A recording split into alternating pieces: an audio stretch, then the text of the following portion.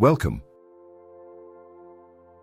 In ancient China, the real architects of empire weren't emperors, they were farmers. Stretching across mountains and valleys, the rice terraces we see today hold the legacy of a civilization. Long before skyscrapers rose and cities sprawled across the landscape, ancient Chinese farmers were shaping the land with inventiveness and purpose.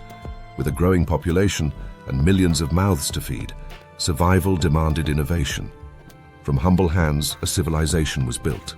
Today, we uncover how the ancient Chinese fed a growing empire, and also how they left behind a sustainable agricultural blueprint that we are now rediscovering. Agriculture wasn't just a livelihood in ancient China, it was the backbone of society.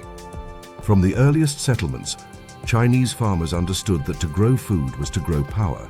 The success of dynasties often depended not on armies, but on harvests. Over centuries, their farming tools and techniques evolved, not randomly but intentionally. This was innovation driven by necessity, and what they built still feeds us today. Our journey begins thousands of years ago in the Neolithic Age. Early farmers wielded stone hoes and wooden digging sticks to till fertile soil along the Yellow River. But as communities expanded, so did their needs. Around 2000 BCE, the discovery of bronze revolutionized agriculture. Sharp, durable tools, like bronze sickles, plows, and spades, let farmers work faster, plant deeper, and harvest with more precision. It wasn't just stronger tools, it was a smarter way to work the land. The Iron Age marked a dramatic leap. China invented tools like the iron plow to cut through heavy soil with ease, allowing farmers to cultivate land previously untouched. And then came the wheelbarrow, credited to Zhuge Liang during the Three Kingdoms period.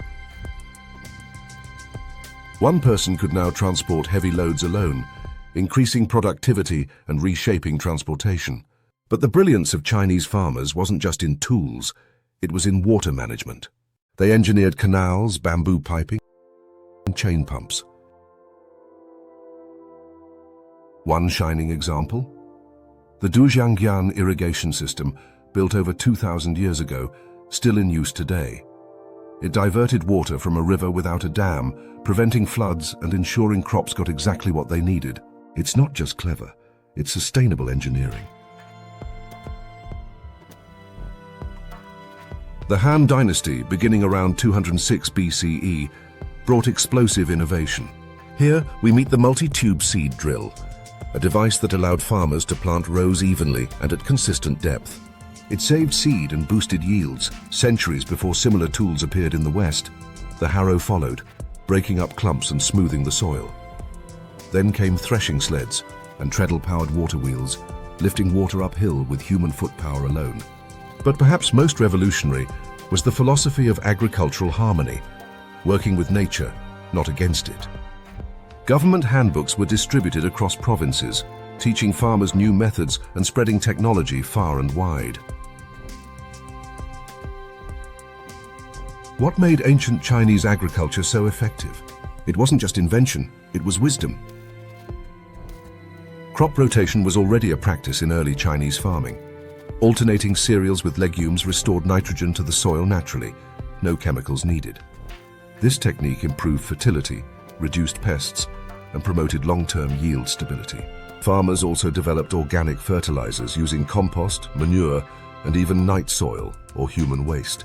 This recycling of nutrients was both effective and eco-friendly. And this was centuries before the concept of sustainability emerged. And then there was water wisdom.